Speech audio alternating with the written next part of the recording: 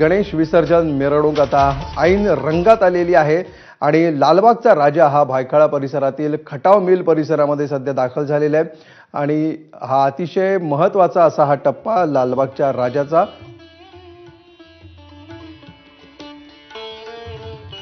हिंदुस्थान मस्जिद परिसरामध्ये खटाव मिल या परिसरामध्ये सध्या लालबागच्या राजाची विसर्जन मिरवणूक पोहोचलेली आहे आणि ही विसर्जन मिरवणूक पाहण्यासाठी नागरिकांनी सध्या प्रचंड गर्दी केलेली आहे। त्यामुळे लालबागच्या राजाच्या मंडपातून बाहेर पडल्यापासूनच गर्दीचा आलोट असा ओघ या मूर्तीभोवती आहे आणि त्यातून मार्गक्रमण करत हळूहळू लालबागच्या राजाची मूर्ती पुढे सरकते आहे।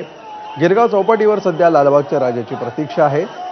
सध्या भायखळ्यामध्ये ही मूर्ती दाखल झाली आहे आणि अधिक माहिती घेऊया आमचे प्रतिनिधी सत्यम सिंग सध्या आपल्या सोबत आहेत। सत्यम, काय माहोल आहे सध्या खटाव मिल परिसरामध्ये लालबागचा राजा दाखल झाल्याचं दिसतंय?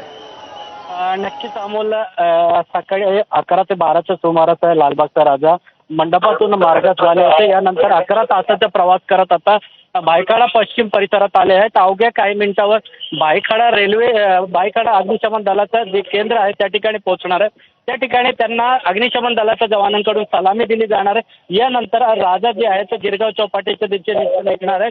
खरं तर सकाळी 5:30-6च्या सुमारास राजा गिरगाव विसर्जनासाठी गिरगाव चौपाटीमध्ये दाखल होणार। त्यापूर्वी आपण पाहिलं तर गणेश भक्तांची जी गर्दी मोठी पाहायला मिळत आहे। ज्या गणेश भक्तांना दर्शन करता आलं नव्हतं त्या ठिकाणी मंडपात जाऊन मात्र त्या असे गणेश भक्त जे आहेत मोठ्या संख्येमध्ये रस्त्यावर उतरले आहेत आणि राजाचे एक झलक पाहण्यासाठी, राजाचे दर्शन घेण्यासाठी संपूर्ण रस्ता आहे तर गणेश भक्तांनी मोठी गर्दी केली आहे, भरून आहे। अमोल, निश्चितपणे लालबागच्या राजाचं हे अत्यंत विलोभनीय असं दृश्य आपण पाहतो आहोत।